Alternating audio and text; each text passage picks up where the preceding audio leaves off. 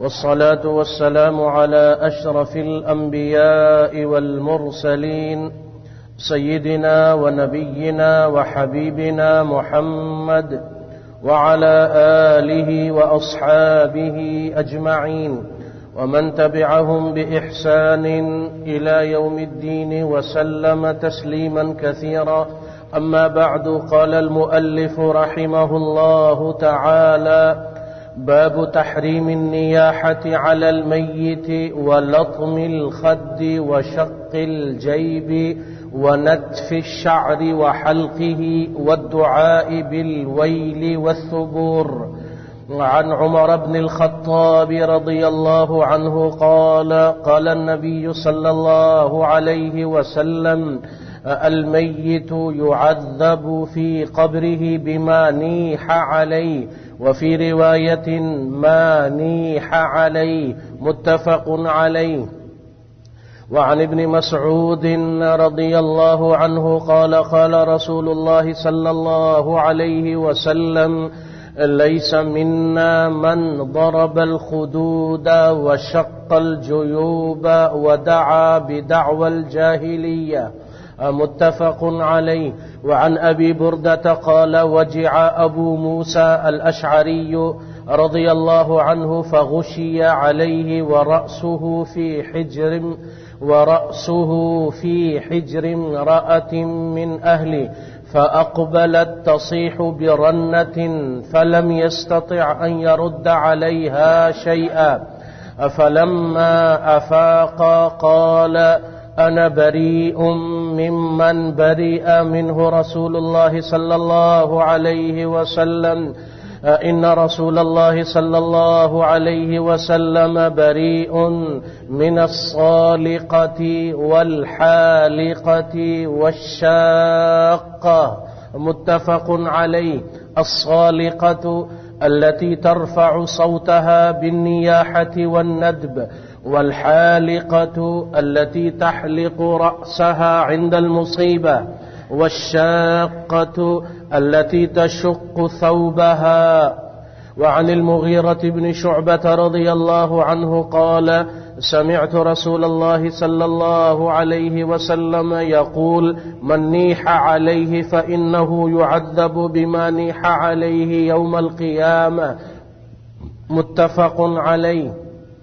وعن أم عطية نسيبة بضم النون وفتحها رضي الله عنها قالت: أخذ علينا رسول الله صلى الله عليه وسلم عند البيعة ألا ننوح، متفق عليه.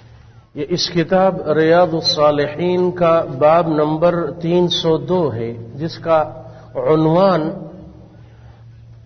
एक अहम ऐसी कमजोरी और गुनाह से है जो कबायर में से है और हराम है।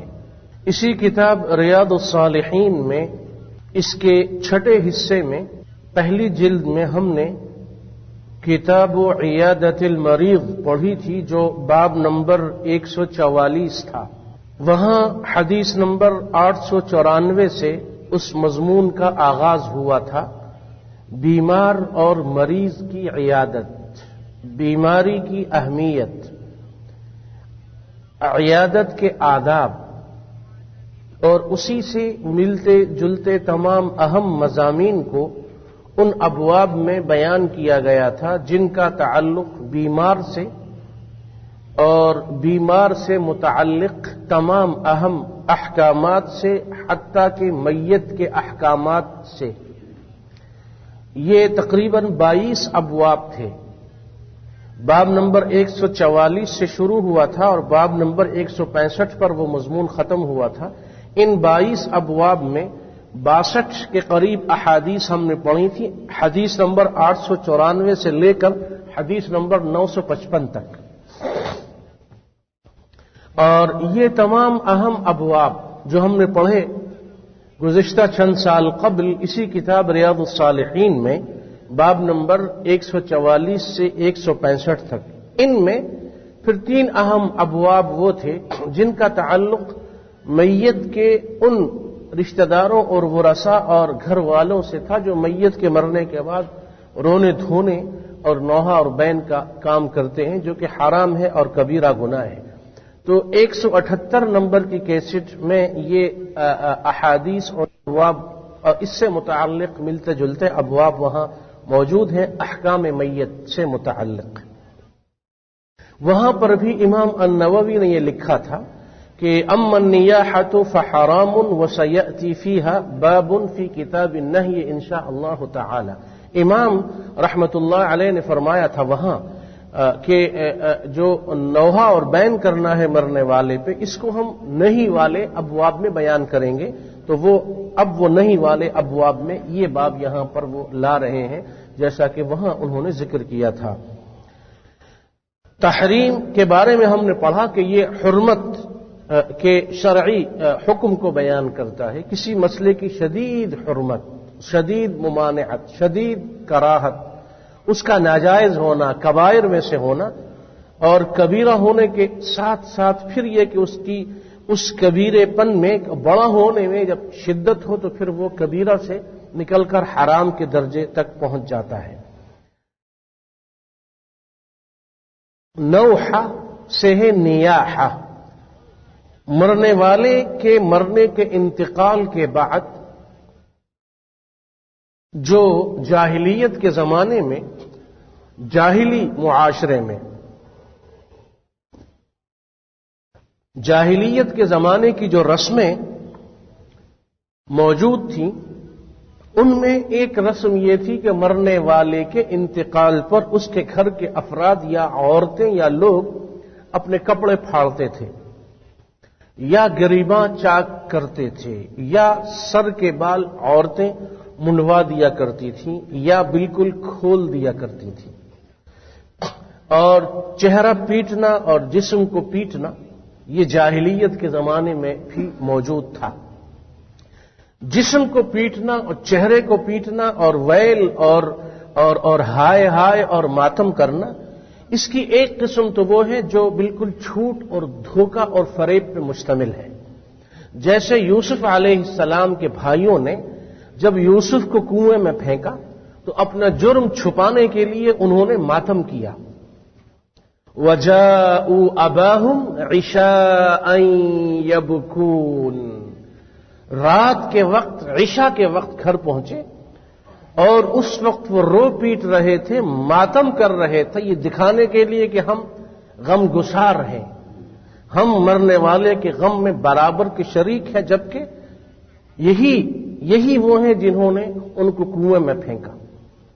تو ایک وہ ماتم جو فریب اور دھوکے والا ہے، اور ایک وہ ماتم جو حقیقی ہے، جو واقعی دکھ اور درد اور شدت صدمے میں کیا جاتا ہے، دونوں حرام ہیں، اور دونوں سے کتاب و سنت نے، اللہ اور اس کے رسول صلی اللہ علیہ وسلم نے منع کیا ہے۔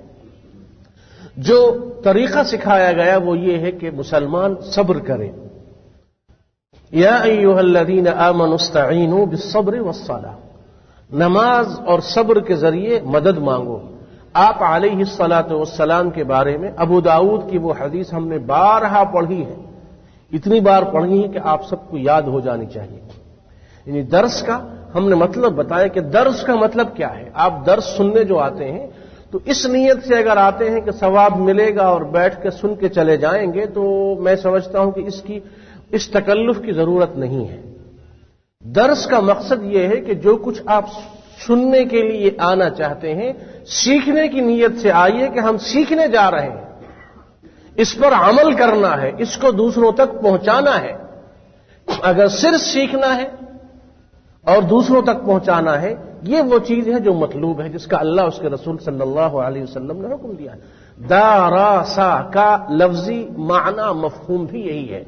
ہم نے بتایا کسی چیز کو پڑھنا، سمجھنا، حفظ کرنا، عمل کرنا، دوسروں کو سنانا، پہنچانا، یہ ہے درس کا معنی۔ دارسا یدارس تدارسا تفاعل کے باب سے ہے، اس میں دو فریقوں کا ہونا ضروری ہے۔ درس کا معنی صرف یہ نہیں ہے کہ سن لیا، پڑھ لیا، نہیں، بلکہ سنا، کسی سنانے والے سے، پڑھا کسی پڑھانے والے سے، سمجھا کسی سمجھانے والے سے، سیکھا کسی سکھانے والے سے، پھر اس کو اپنایا، اس پر عمل کیا، پھر اس کو ان تک پہنچایا جو ابھی تک نہیں سیکھے، جو ابھی تک جنہوں نے نہیں سنا، جن تک ابھی تک بات نہیں پہنچی، جیسے آپ تک نہیں پہنچی تھی۔ آپ آئے، آپ نے سنا، پڑھا، سمجھا، دیکھا، عمل کیا۔ اسی طرح وہ بھائی اور وہ بہنیں جن تک یہ باتیں نہیں پہنچی، ان تک پہنچانا آپ کی ذمہ داری ہے۔ اور انسان جب محنت کرتا ہے تو اس کو خود بھی عمل کی توفیق مل جاتی ہے، لیکن اگر غرض اور ہدف اور ارادہ صرف یہ ہو کہ گئے نہ گئے جا کے سن لیا، بڑا اچھا درس تھا، پسند آیا، بس اس کے بعد کپڑے جھاڑ کے اٹھ کے چلے گئے، تو اس طرح مقصد حل نہیں ہوتا۔ کیا ہے کہ برسوں سے اور مہینوں سے درس میں آ رہے ہیں، اور جو اخلاقیات ہے، معاملات ہے، لین دین ہے، بنیادی ارکان کی ادائیگی، واجبات کی ادائیگی اس تک سے محروم ہے، کیا فائدہ درس میں آنے کا؟ درس اگر میں درس دیتا ہوں تو میرا آپ پر کوئی احسان نہیں ہے۔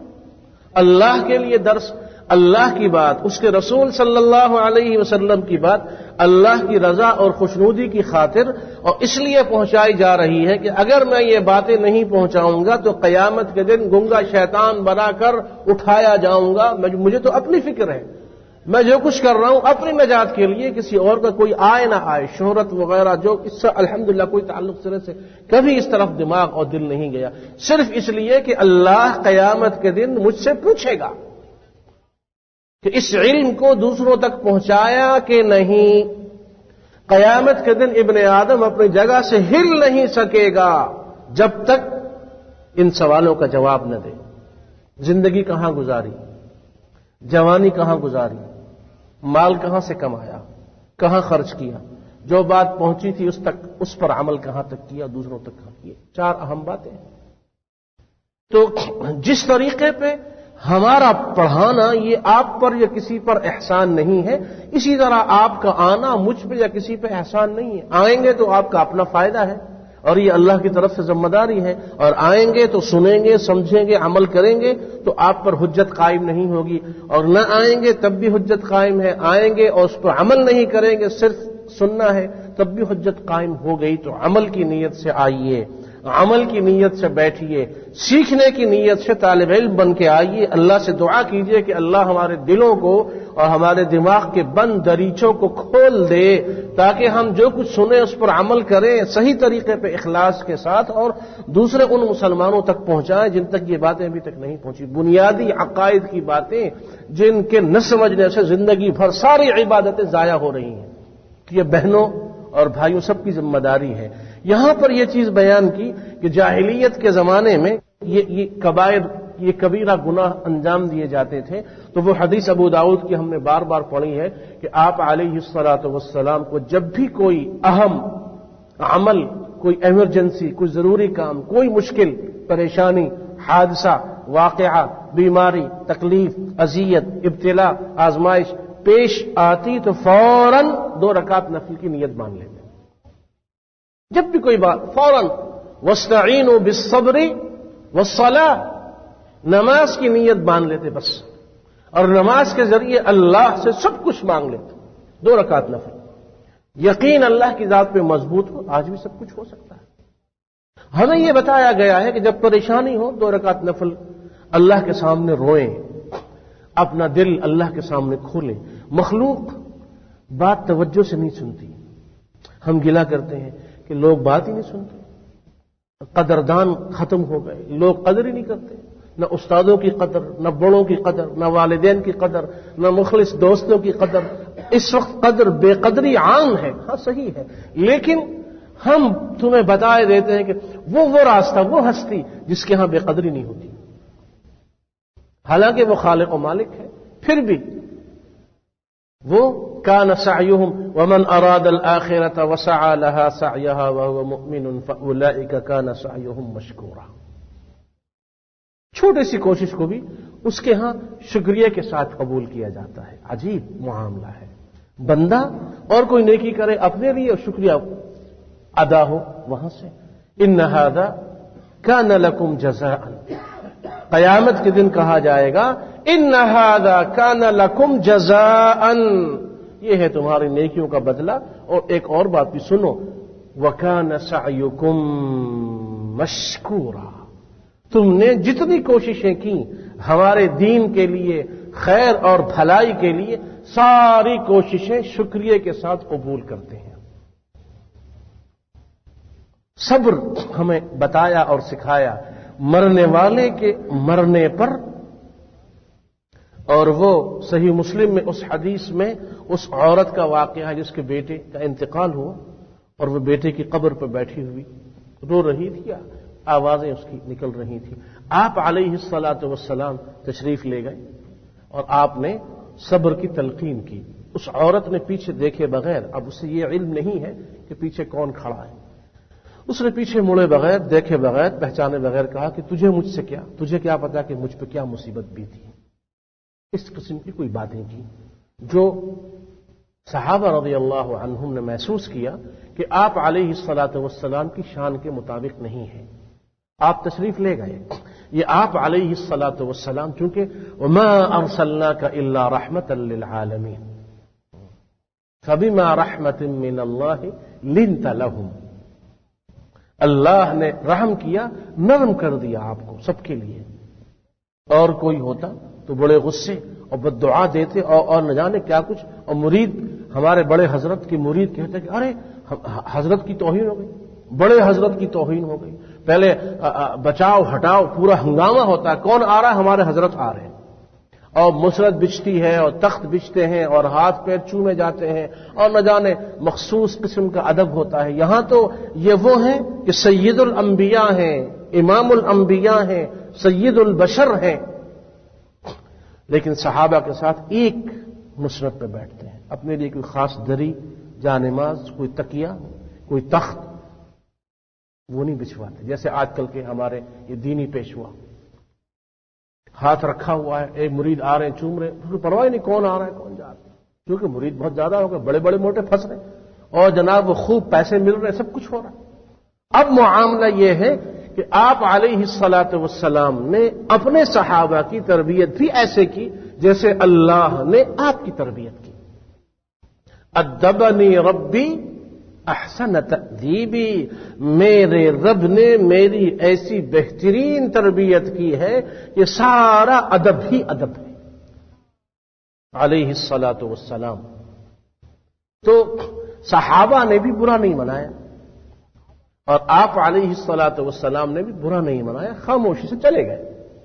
تو صحابہ نے اس عورت سے اتنا کہا، چونکہ صحابہ کو یہ بھی پتا تھا کہ آپ علیہ الصلاۃ والسلام نے محسوس نہیں کیا، لیکن اللہ کے ہاں اس چیز کو اس عمل کو اللہ کے ہاں بڑا محسوس کیا جاتا ہے۔ اور صحابہ سے زیادہ کون رسول صلی اللہ علیہ وسلم کا ادب جانتا و مانتا تھا؟ آج کل ہماری طرح صرف زبانی جمع خرچ اور زبانی محبت کے دعوے نہیں تھے، حقیقی محبت تھی۔ اور صحابہ جانتے تھے کہ قرآن میں اللہ نے یہ فرمایا کہ ینادونک من وراء الحجرات اکثرهم لا یعقلون اور ان تحبط اعمالکم وانتم لا تشعرون، تم لوگ غیر ارادی طور پر بھی کبھی زبان سے کوئی جملہ نکل گیا بے ادبی والا، سارے عمل تمہارے ضائع ہو جائیں گے۔ اس لیے اس رسول کے ساتھ جب بات کرنی ہو، اسی لیے صحابہ نہیں بولتے تھے، خاموش رہتے تھے۔ بولتے کیا؟ سوال بھی نہیں پوچھتے تھے کہ کہیں ایسا نہ ہو کہ سوال پوچھیں، بے ادبی ہو اور ہمارا عمل ضائع ہو جائے۔ ثوبان مولا رسول اللہ صلی اللہ علیہ وسلم، یہ ثوبان ہیں جن کی ہوتا نا بعض لوگوں کی آواز میں قدرتی یا فطری طور پہ آواز بھاری ہوتی ہے، اب وہ لاکھ کوشش کرے کہ وہ آہستہ بولے لیکن آواز ہے اللہ کی طرف سے معاملہ ہے۔ تو ثوبان آپ کے غلام بھی ہیں، صحابی ہیں، مشہور صحابی، فطرتاً ان کی آواز میں بھاری پن تھا۔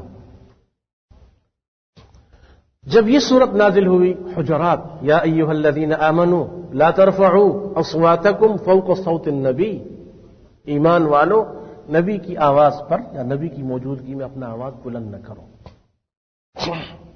تو ثوبان رضی اللہ عنہ نے جب یہ سنا کہ ایسی آیات نازل ہوئی ہیں تو غم اور تکلیف اور پریشانی کی وجہ سے بیمار ہو گئے، اور گھر پڑے ہوئے ایسے بیمار ہوئے کہ فرض نماز پڑھنے کے لیے مسجد میں نہیں آ سکتے، بستر پہ لگ گئے۔ چند دن گزرے تو پوچھا آپ علیہ الصلوۃ والسلام کیا ہوا، ثوبان نظر نہیں آ رہے، کہا یا رسول اللہ تو بیمار ہے، عیادت کے لیے تشریف لے گئے۔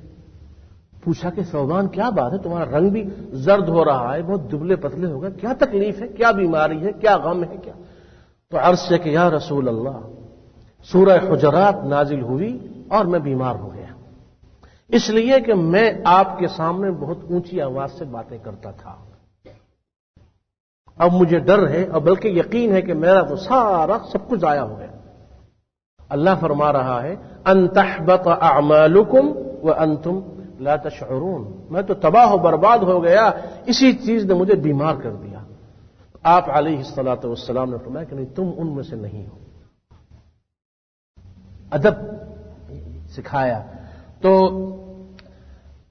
اس عورت سے صحابہ نے جب یہ کہا کہ تم نے ایسی بات کہہ دی، وہ بھاگی بھاگی آئی اور آپ علیہ الصلوۃ والسلام گھر آئی، دستک دی اور حاضر ہوئی اور عرض کیا کہ یا رسول اللہ مجھے یہ علم نہیں تھا کہ آپ فرما رہے ہیں، مجھ سے غلطی ہو گئی۔ تو آپ علیہ الصلوۃ والسلام نے یہ بھی تربیت کا پہلو ہے، اس سے کہہ دیتے کہ ٹھیک ہے جاؤ، اللہ تمہیں معاف کرے۔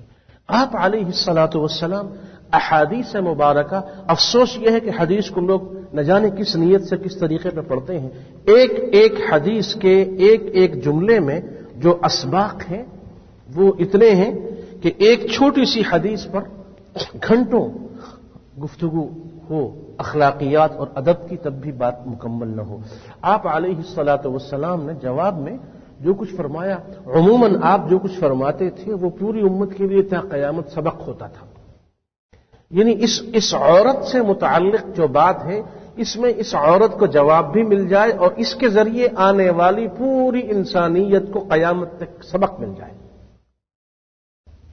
اور ہم نے بتایا کہ حدیث میں اس کی سینکڑوں مثالیں موجود ہیں، بلکہ ہر حدیث میں۔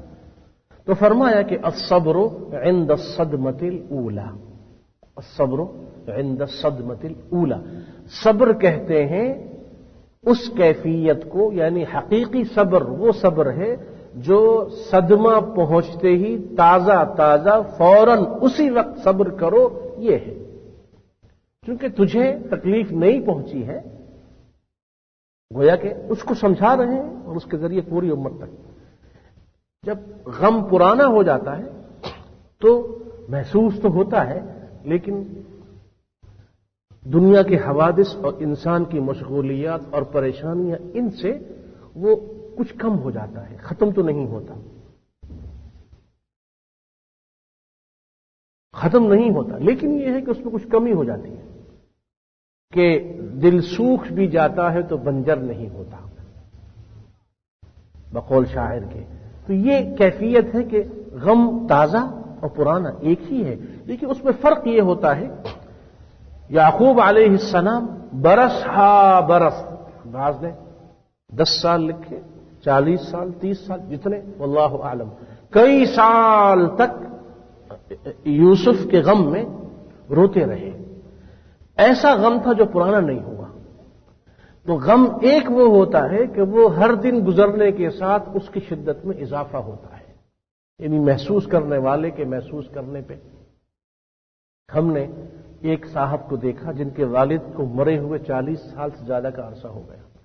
وہ مجھے خود کہنے لگے کہ مغرب کی نماز جب ختم ہوتی تھی تو میں اپنے گھر کے دروازے پہ، محلے کی مسجد میں نماز پڑھنے کے بعد آ کر اپنے گھر کی دہلیز دروازے پہ بیٹھ جایا کرتا تھا کہ ابو یا ابا ابھی ہماری جو زمین ہے وہاں مغرب کی نماز پڑھ کے آئیں گے اور ساتھ وہ جو زمینداروں کے ہاں جو کچھ بھی ہوتا ہے وہ لائیں گے۔ تو برس ہا برس سے میری یہ عادت رہی، یعنی لڑکپن، بچپن اور جوانی، اور اس کے بعد کے والد صاحب کو اسی طریقے پہ میں انتظار کرتا رہا، اور اس کے بعد کہنے لگے ان کا انتقال ہو گیا۔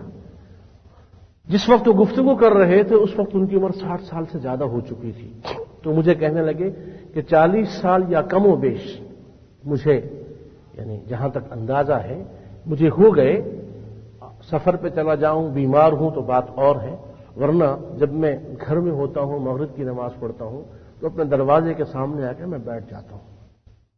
جب تک شفق کی سرخی غروب نہیں ہوتی اور عشاء کا وقت داخل نہیں ہوتا، میں بیٹھا رہتا ہوں کہ شاید ابا آ جائیں، جبکہ مجھے یقین ہے کہ ابا نہیں آئیں گے۔ یہ احساس کرنے والوں کے محسوس کرنے پر ہے۔ بعض لوگ بہت جلدی غم کو بھول جاتے ہیں، اور بعض وہ ہیں جو ہمیشہ یاد رکھتے ہیں، بعض وہ ہیں جو دل میں چھپا کے رکھتے ہیں۔ لوگ یہ سمجھتے ہیں کہ یہ بھول گئے اور ان کو غم نہیں ہے، لیکن وہ جانتے ہیں کہ ان کا دل ہر لمحے ان کو یاد کرتا ہے جو بچھڑ چکے ہیں۔ اور کچھ وہ ہیں کہ جن سے صبر نہیں ہوتا تو وہ کہتے رہتے ہیں اور مرنے والوں کو یاد کرتے رہتے ہیں۔ خوش نصیب ہیں وہ مرنے والے جن کو بعد میں رہنے والے اپنی دعاؤں سے یاد کریں، اور بد نصیب ہیں وہ مرنے والے جن کو مرنے کے بعد لوگ بد دعاؤں اور برے الفاظ سے یاد کریں۔ یہاں یہ بتایا جا رہا ہے کہ مرنے کے بعد جو نوحہ اور بین ہوتا ہے یہ حرام ہے۔ ایک لفظ ہے ویل، ویل کے معنی تباہی اور بربادی اور اس قسم کی دعائیں جیسے ہائے ہائے وغیرہ، اور ایک ہے صبر، سا سے 3 نقطے والی سا، اس کی جمع ہے ثبور، ہلاکت کی بد دعا۔ اور ایک ہے ندب، ندب کے معنی ہے نون اور دا اور با۔ ندب کا معنی ہے مرنے والے کی خوبیوں کو، اس کی اچھائیوں کو بیان کرنا، یعنی بیان کے انداز سے۔